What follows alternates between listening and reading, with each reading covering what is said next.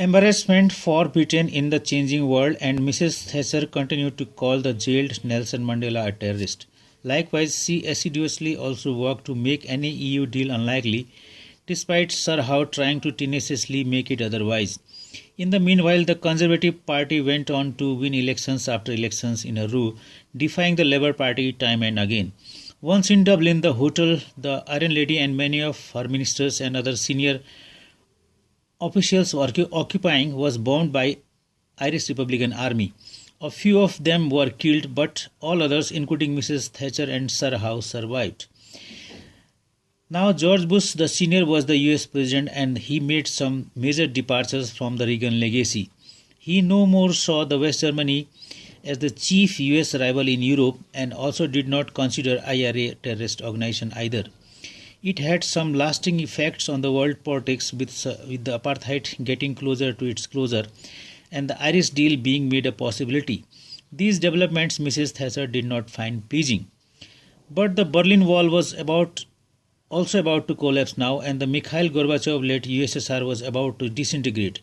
Europe and the West have quietly scored a victory in the stultifying and suffocating Cold War, avoiding an all-out military confrontation, though many small battles kept on going everywhere in the world ever since the Second World War ended, military or diplomatic. It at times resulted in bringing down civilian airliners in a tit-for-tat missile attacks.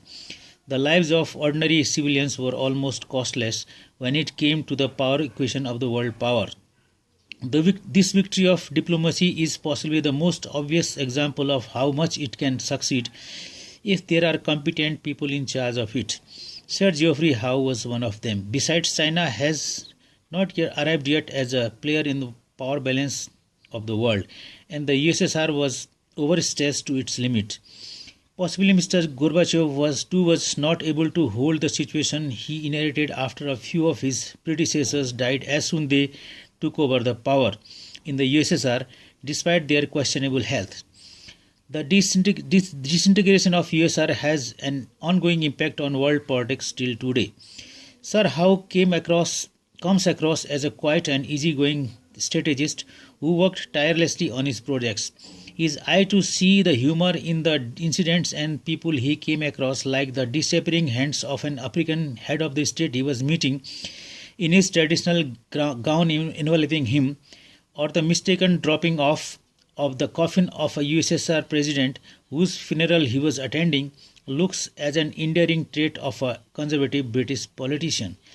He never fails to mention that almost every decision he took about his next political move, he did it in consultation with his wife. By the time he had developed several differences with his Mrs. Thatcher, and his position in her cabinet was increasingly looking